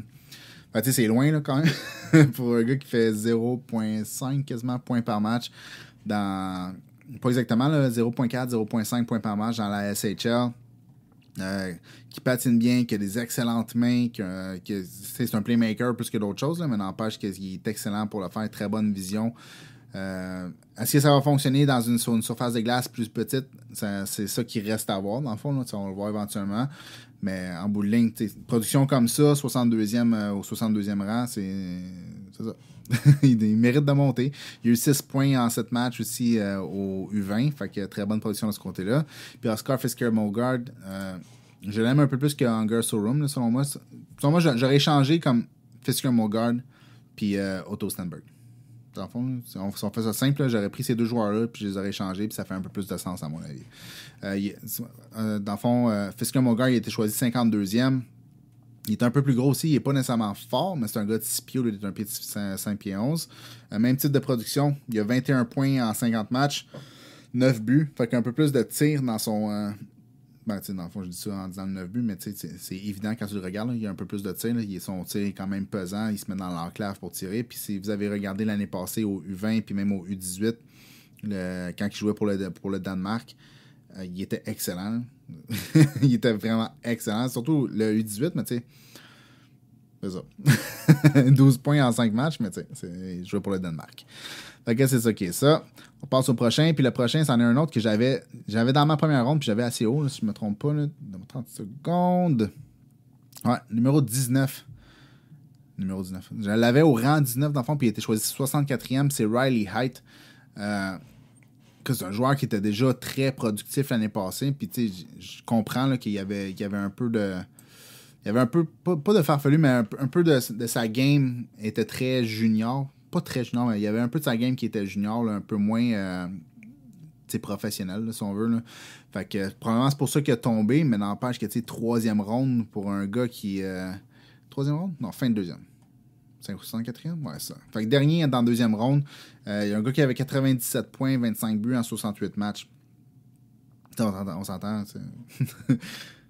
C'était assez évident qu'elle allait produire encore plus. Puis ça veut pas dire que tout ça va se transmettre dans la Ligue nationale. Il y a toujours... c'est pas le meilleur des patineurs. Je sais qu'il y a du monde qui pense que c'est un excellent patineur. Moi, à mon avis, c'est pas le meilleur des patineurs. Il patine bien, mais pour un gars de 5 pieds 11 qui est relativement pas très fort. Malgré qu'il joue, il joue très fort, mais il est pas très fort. Je veux dire, c'est un gars qui patine bien sans plus, mais c'est un super bon playmaker. Là. C'est un gars qui a hâte d'envoyer la puck dans le trafic là, à travers la zone au complet sans aucun problème. Il trouve les joueurs sur la glace tout le temps. S'il n'y a pas de jeu, il va garder la rondelle, il va la manier, il va aller de l'autre côté en passant par l'arrière du net, puis il va trouver de l'espace. Il va créer de l'espace, puis il va la trouver, puis il va envoyer la puck flat dans l'espace tout le temps. Il est très, très, très, très bon. Là. Fait que c'est pas le meilleur des marqueurs, même s'il y a 34 buts. Selon moi, son tir est pas super puissant. Il est bon dans le trafic, par contre, là, pour envoyer un tir. C'est un gars qui est quand même très, très bon. Là, s'il y a du monde alentour de lui pour faire un petit curl puis envoyer la puck, là, top cheese, de proche ou dans le trafic. Mais sinon, en dehors de ça, je pense pas que je me fierais pas sur son tir nécessairement pour faire des buts de l'extérieur. C'est pas nécessairement sa force. Mais de toute façon, c'est un gars qui est là pour créer des jeux plus que pour tirer, mais n'empêche. Là, en plus, ce qui arrive, c'est que je dis il est pas très très fort, mais c'est un gars qui travaille extrêmement fort. C'est un joueur qui est toujours en train de se battre pour la rondelle. Il n'a pas peur d'aller en arrière du net, il n'a pas peur d'aller dans les coins, il n'a pas peur d'aller dans la bande. Il prend position avec son corps, il place ses hanches en avant de l'autre joueur, il bloque la rondelle, il attend du support, il envoie la puck, il se redéplace vers le milieu de la glace, il reprend la rondelle, il fait un tir dans le milieu de la glace. C'est un joueur qui est extrêmement dynamique, qui est extrêmement travaillant, il abandonne pas défensivement.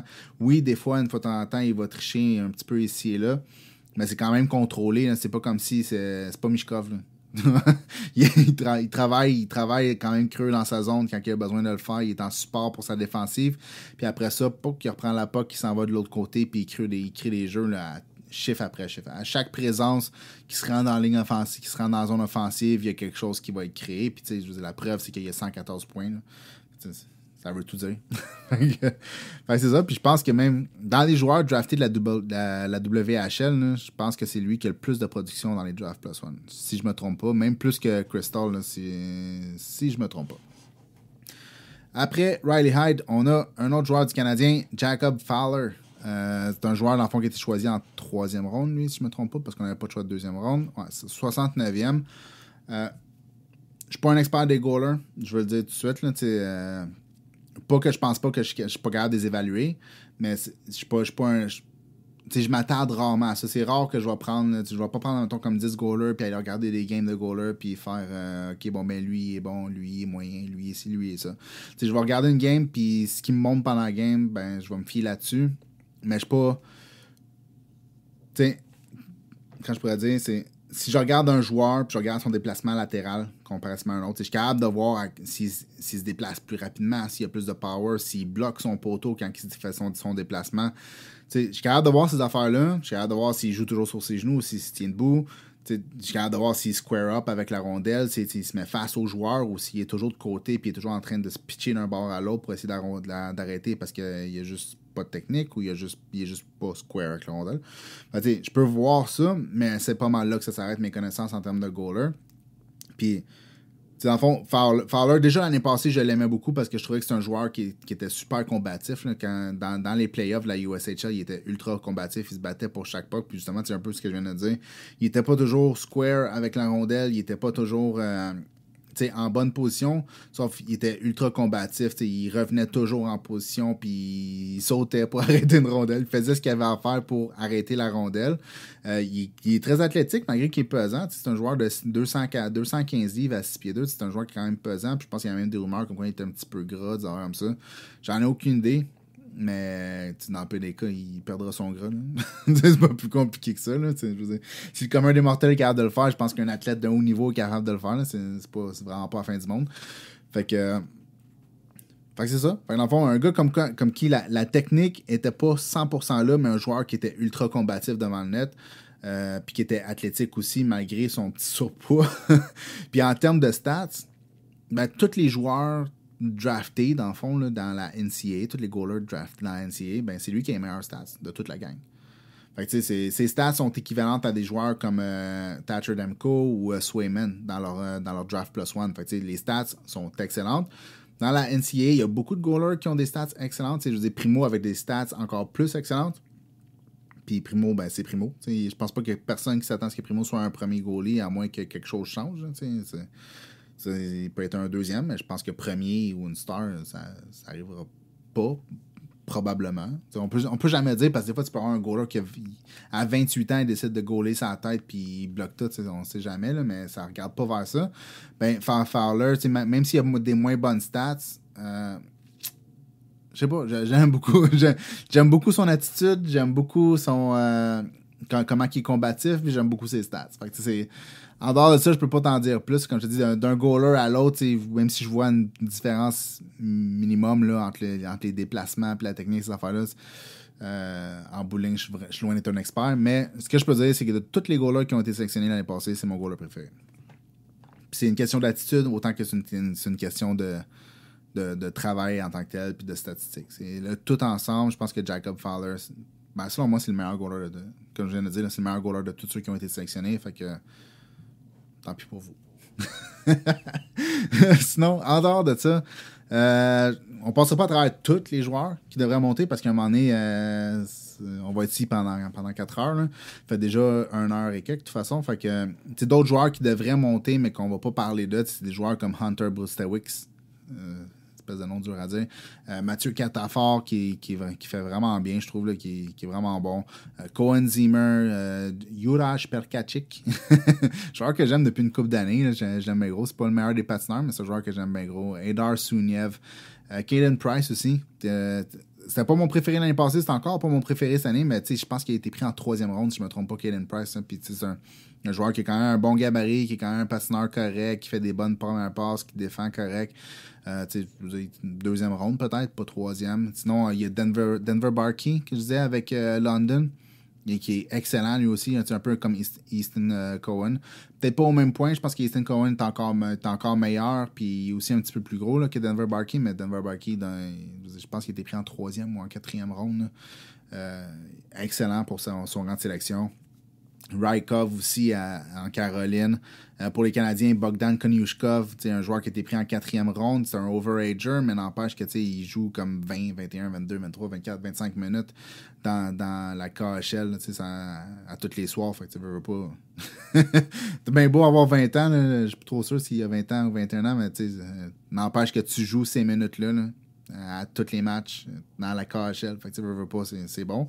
Puis pour un joueur de 4e ronde, puis un autre joueur de 4e ronde, là, Jaden Lipinski, qui a été pris par Calgary. Dans le fond, tu pourrais prendre Lipinski puis Samuel Honzek. Tu pourrais quasiment les échanger. Ben, c'est pas vrai. Jamais je reculerais Samuel Honzek dans 4e ronde. C'est un joueur qui mérite, mettons, d'être dans la fin de la première ronde, une affaire comme ça. Mais Jaden Lipinski, il a le même type de production. C'est un autre gars de 6 pieds 4. C'est ça, c'est quand même très proche. Jaden Lipinski, c'est ce type de joueur qui aurait dû être repêché dans 2e ronde, une affaire comme ça. Luca Pinelli, plus petit, mais travaille vraiment fort, super talentueux aussi. Un de mes préférés de l'année passée, préféré. T'sais. Un des joueurs que j'aimais beaucoup, là, c'était Timur Mukhanov. Lui aussi, dans le fond, il fait très bien. Il a joué dans le KHL toute l'année. C'est sûr, pour un joueur de comme 5 pieds 8, 5 pieds 9, c'est un peu plus dur là, de s'adapter au début, mais n'empêche qu'il a quand même très bien fait. Puis un autre joueur du Canadien, quand on regarde ça, ils ont bien fait ça. Là. Philip Eriksson, qui joue dans la Hals Svenskans, qui lui aussi fait très bien. T'sais, on prend, mettons, Otto Stenberg, là, comme je disais tantôt. C'est Otto Stenberg que je parlais. Il y a certains points dans. Il y a comme un point par match dans la Svenskans. Je sais pas si je le dis comme il faut, là, cette ligue-là, j'ai de la misère avec ça. Mais lui, Philip Eriksson, il a encore une meilleure production. C'est un joueur qui a été sélectionné là, en 4e ronde, en 6e ronde. C'est ça? C'est en 6e ronde? Je m'en souviens jamais. Mais peu importe. C'est ça. Fait que 6e ronde, Philip Eriksson, il mérite d'être plus haut que ça, même si je prendrais Stenberg plus haut que lui là, en termes de skills.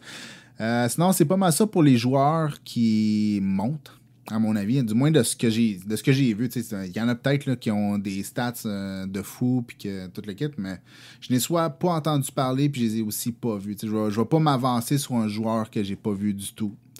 Si je l'ai vu 2 fois, c'est correct. Je suis capable de m'avancer puis de créer une opinion avec 2 fois puis peut-être un petit peu d'informations ici et là.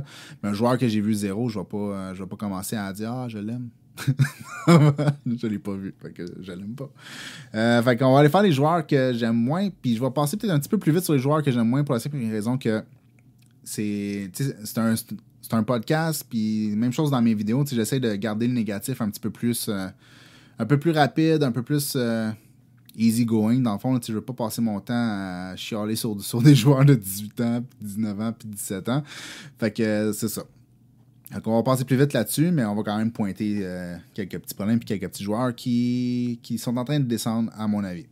Un des premiers joueurs, puis c'est plate, hein, parce que c'était un de mes joueurs préférés l'année passée, du moins pour les défenseurs, c'était mon préféré, là, c'est Dimitri Simachev.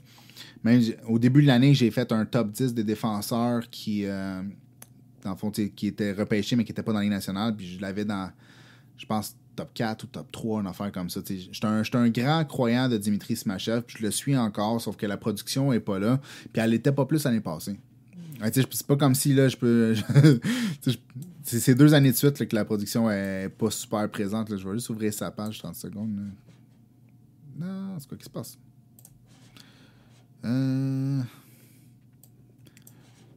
Excusez-moi. Pas habitué sur Windows, mais. Je comprends quand Windows fonctionne, puis là, je suis comme perdu. Alright, c'est bon. Je l'ai. Good. Dimitri Simachev. Ouais, c'est ça. Fait que là, dans la KHL, il y a 10 points, 4 buts en 63 matchs. Okay, l'année passée, c'était quand même très similaire, là, mais dans la MHL, qui est la Ligue junior, c'est pas l'équivalent de la AHL, c'est pas l'équivalent de quoi que ce soit, c'est comme le junior canadien, mais version russe. Puis beaucoup plus dilué. Là. Beaucoup plus. Fait qu'il y avait 10 points en 29 matchs l'année passée. Dans les séries, il y avait eu 6 points en 10 matchs. Là, cette année, il y a 0 points en 7 matchs dans les séries. Le problème aussi, c'est un peu son utilisation. Là. Elle a varié beaucoup de certains matchs à comme 16, 17 minutes, puis plusieurs matchs à comme 6, 7, 8, 9 minutes. Fait que, c'est dur de prendre ton air d'aller quand tu sais jamais ce que tu vas avoir là, comme temps de glace, dans le fond. Puis c'est dur de créer de l'offense quand tu joues 11 minutes aussi. Tu joues 11 minutes, t'as pas de temps de power play, ben c'est ça. T'en créeras pas d'offense. Ça finit là. Sauf que le toolkit est vraiment, vraiment bon. C'est un patineur élite. C'est un gars de 6 pieds 4. C'est un gars qui défend comme si sa vie en dépendait. Il est capable de transitionner la puck et il est super agile sur ses patins. Il n'est pas juste patineur élite dans le sens de la vitesse, puis de reculons, puis latéralement. Il est super agile, il est super bon pour vendre quelque chose, puis aller de l'autre côté. Devant, ok, je récupère la puck, je te pointe, je m'en vais à droite, poup, je suis parti à gauche, puis le joueur, ben, il s'en va dans la bande. Il est vraiment bon pour ça. Puis après ça, je te dirais, peut-être la transition, c'était pas la meilleure partie de sa game, là, mais il est quand même très efficace pour faire 3-4 steps et envoyer la puck dans la zone neutre pour renvoyer ça de l'autre côté. Fait que c'est ça. Si je prends son profil de 6 pieds 4, puis je prends son patin, puis je prends ses qualités de défenseur, puis je prends son jeu de transition, puis comment il est capable de bouger sur la ligne bleue sans être hors pair, il est quand même bon. T'sais, il y a un potentiel là, d'être un défenseur de première paire, selon moi, là, ou même d'être un défenseur numéro 1. Peut-être pas tout de suite. Il est très raw. Je sais pas comment on dit ça, mais il est très. Je sais pas. Aucune idée comment dire. Raw. OK? mais n'empêche, avec du temps, avec du travail, avec du coaching, je pense qu'il y a quelque chose qui fait que ce joueur-là a cette capacité-là d'être un défenseur numéro 1 ou un défenseur numéro 2 dans la Ligue nationale. Fait que c'est à suivre. J'y crois encore, mais c'est de plus en plus dur. Je peux pas supporter mes croyances, dans le fond, avec sa production. Fait que c'est ça. Je pourrais le supporter avec des clips, mais je peux pas le supporter avec la production. Fait que c'est pas mal ça. Après, fait que dans le fond, c'est un joueur qui descend à cause de la production, mais c'est pas un joueur qui descend à cause de son toolkit. Dans le fond, c'est pas un joueur que j'aime pas et que je voudrais qu'il descende. C'est un joueur que je veux qu'il reste où il a été sélectionné. Sauf que la production ne supporte pas ce que je dis. Fait que c'est ça. Le prochain, c'est le contraire. C'est Nate Danielson. C'est un joueur qui, à la base, j'aimais pas tant que ça. Puis c'est un joueur que pour moi, c'était sûr qu'elle est partie dans le top 15. Hein, parce que c'est un bon patineur, c'est un joueur qui est responsable, qui joue d'une façon mature, qui a une bonne grandeur, puis toute la kit, tout le blablabla qui vient avec. Mais top 10, c'était quand même poussé, là, selon moi, on s'entend. Là. Il était pris quoi, 9e? C'est ça? Donnez-moi 30 secondes. Que la page, elle ouvre. Ouais, ça, 9e par Détroit. Fait que, tu sais, c'est quand même énorme là, pour Nate Danielson. La façon que je vois ça, là, Nate Danielson, pour moi, c'est comme...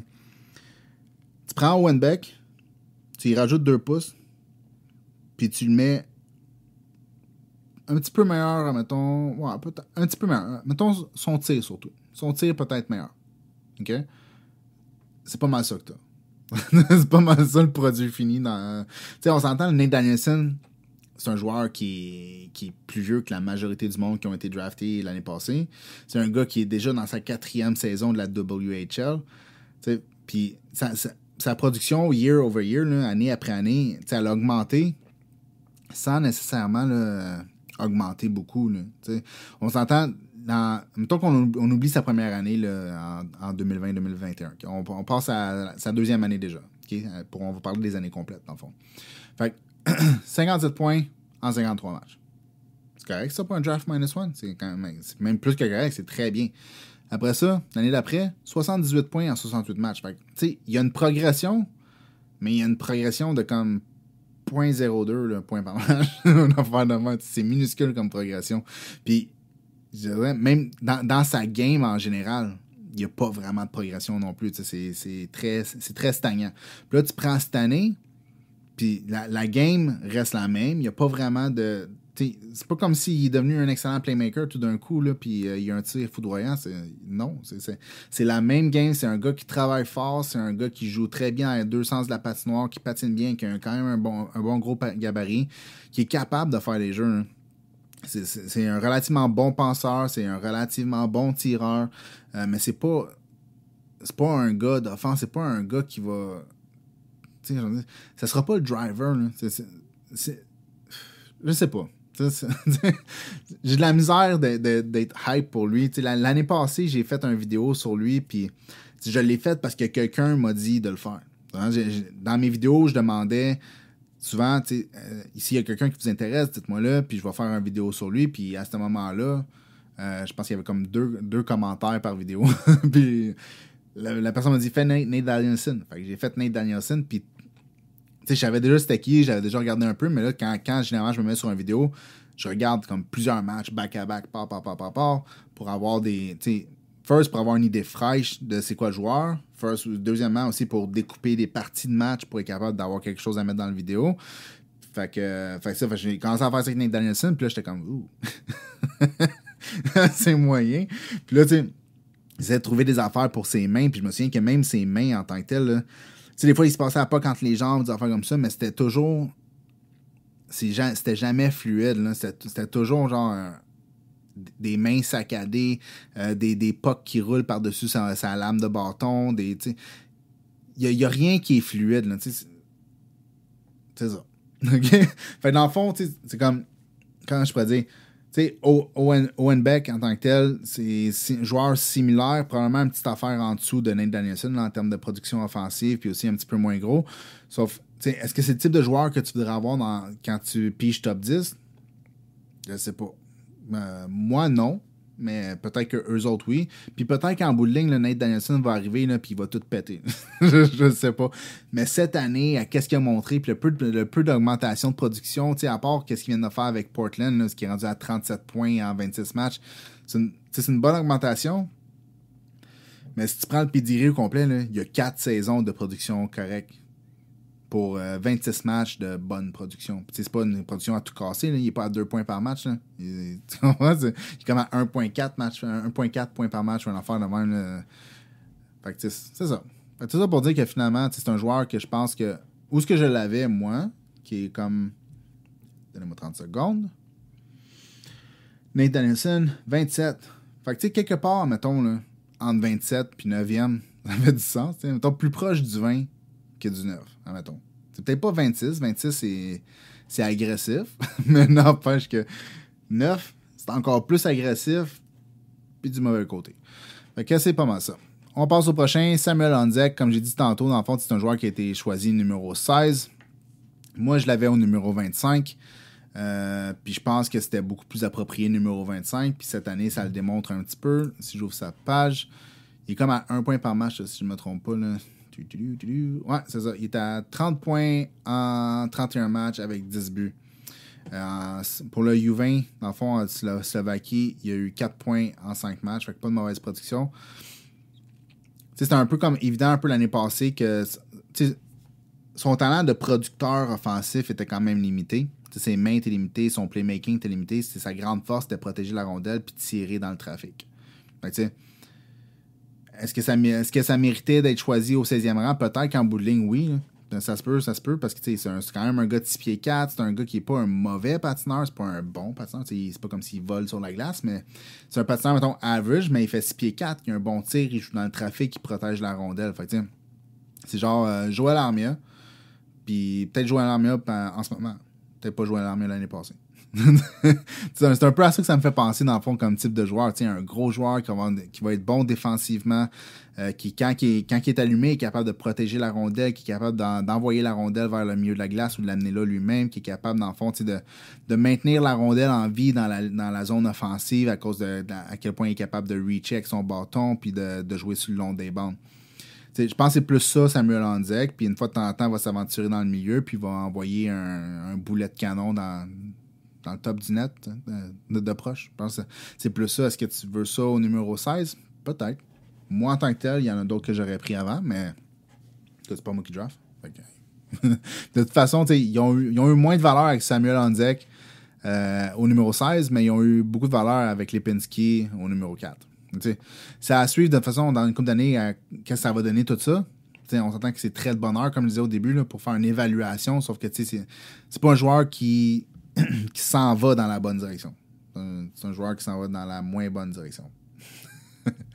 Le prochain, lui, là. Edward Chala. Il a été choisi numéro 20, si je ne me trompe pas, là. Ouvrir sa page, encore une fois. Le problème avec Edward Chala, c'est que quand on est arrivé au temps du draft, j'étais déjà mélangé. J'étais déjà mélangé avec... C'est quoi son rôle? C'est quoi qu'il va devenir? S'il se rend dans les nationales, c'est quoi qu'on va lui donner comme rôle? Parce que ça regarde pas comme un joueur top 6. Il a le talent d'un joueur top 6, mais ça regarde pas comme s'il va produire comme un joueur top 6. Mais après ça, il fait rien pour dire que pour être dans un bottom 6 non plus. Fait qu'en bout de ligne, il faut que tu trouves un rôle au joueur que tu vas drafter. Puis c'est ça. Je trouvais que c'était un gars qui avait pas nécessairement de rôle. Fait que j'étais encore plus confus que l'année passée. Parce que là, l'année passée, au temps du draft, je me dis, OK, ben, c'est un gars de 17 ans, 18 ans. Il a joué chez les pros, dans le fond, chez les pros en Tchétchia toute l'année. Ça se peut que ce soit rough. Il avait joué au U18, puis il avait bien fait ça. C'était pas... C'était inconstant, mais il avait quand même bien fait ça. Même chose au U20s. Mais là, on arrive... Là, il joue dans OHL. Il a joué pour les Colts de Barrie, puis il a joué pour les Rangers de Kitchener. Puis les deux, il est en dessous d'un point par match. Il y a 20 points en 25 matchs avec Barrie, puis il y a 18 points en 24 matchs avec Kitchener.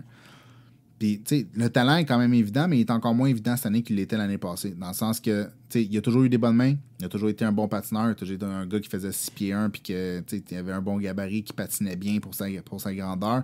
C'est toutes les raisons pour lesquelles il a été choisi au numéro 20 par Seattle. C'est pas, ils n'ont pas pris sa production, puis ils ont fait « Ah oui, ça c'est bon. » ils ont pris, dans le fond, ils ont regardé les attributs, ils ont regardé les outils, puis ils ont fait... S'ils mettent tout ça ensemble, on va être capable de faire un joueur avec ça. Mais le problème, c'est qu'il n'a pas l'air d'être capable de mettre tout ça ensemble. Il n'a pas l'air d'être capable de prendre ses outils, puis de mettre ça dans la boîte à outils, puis la fermer, puis de créer quelque chose avec ça. Tous ces outils sont séparés. C'est un bon patineur, mais il n'est pas capable de les mettre avec ses mains. Il a des bonnes mains, mais il n'est pas capable de patiner en même temps. Il a un bon tir, mais il n'est pas capable de se rendre au milieu pour aller tirer.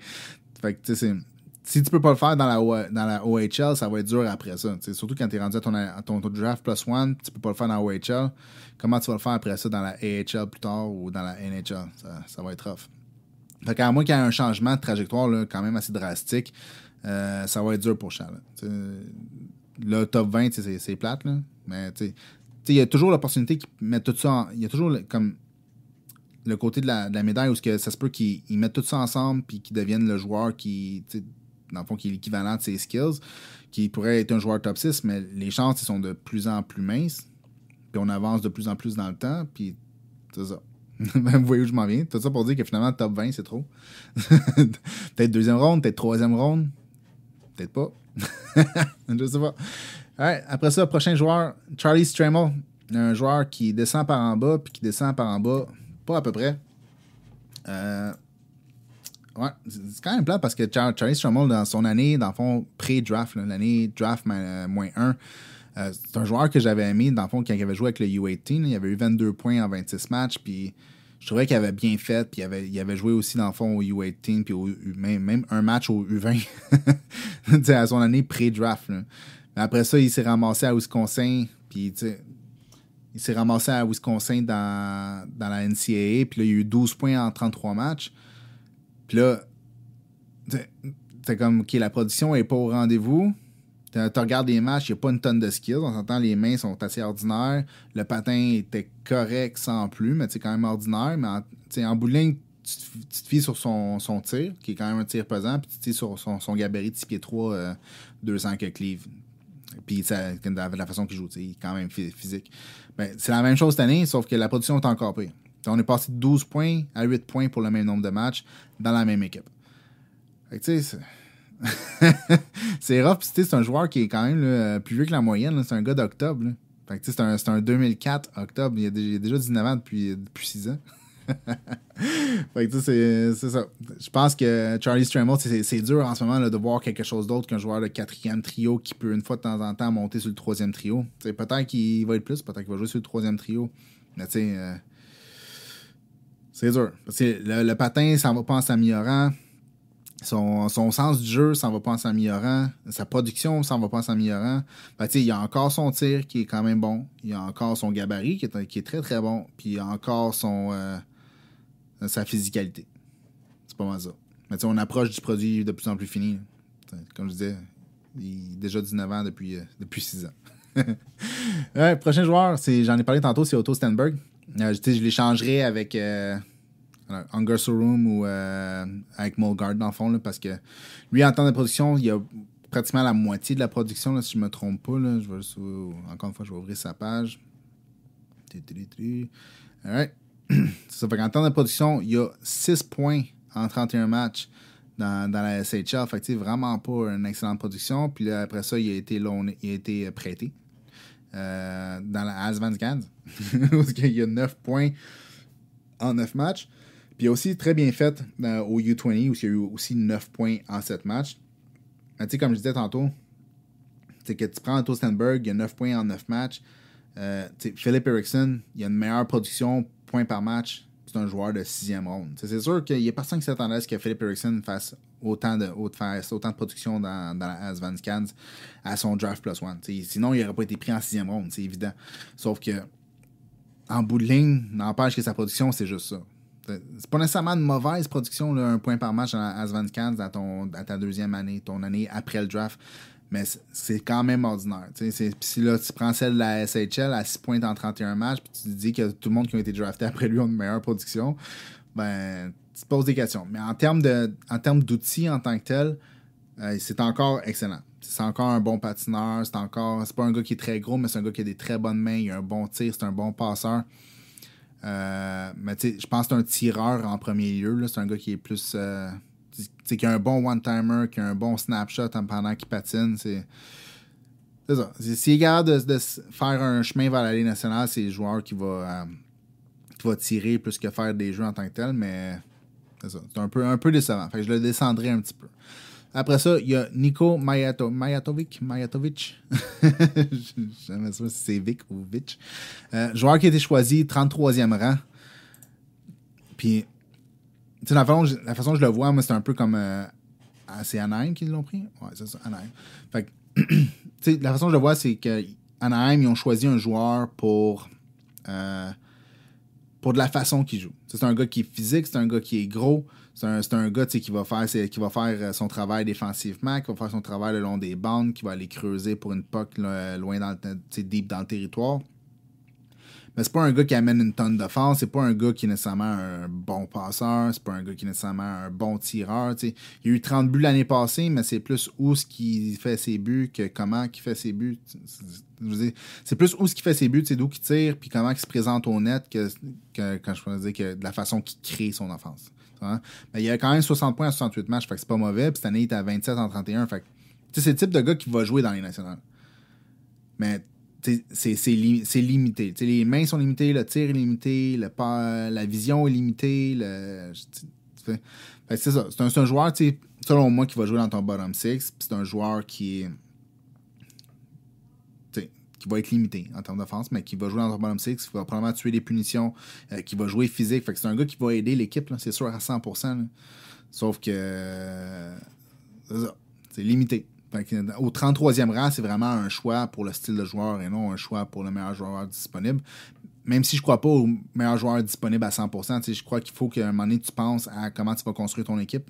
Là, tu peux pas juste penser je vais prendre 18 défenseurs parce que les 18 fois, je pense que c'est le meilleur joueur. Ça marche pas de même. Tu peux pas faire ça parce qu'il faut que tu penses à construire ton équipe éventuellement. Je pense que c'est ça qu'ils ont fait. pas nécessairement un mauvais choix, mais je pense qu'il y avait des meilleures sélections à faire à partir de là. Il en reste deux. L'avant-dernier, c'est Adam Gajan, le goaler, dans le fond, dans USHL. Statistique très moyenne, mais comme tout le monde dans USHL, dans le fond. Là. Mais n'empêche que, il est à .893 puis 3,40 de goals against average. Fait que, c'est vraiment ordinaire. Ça a été meilleur en Slovaquie, dans le fond, là, où il y a eu 916 au U20 puis 2,50 de goals against average. Fait que les stats étaient meilleurs de ce côté-là, mais sinon, définitivement, là, c'est le premier goaler choisi dans le draft, puis en termes de stats, je te dirais c'est lui qui a les pires stats. Fait que c'est pas encourageant, mais en dehors de ça, j'ai pas grand-chose d'autre que je peux rajouter là-dessus. C'est juste, si je me fie aux stats, puis je l'ai vu quoi? Je l'ai vu une fois? J'ai vu 2 fois peut-être? Très bonne question. Je m'en souviens plus.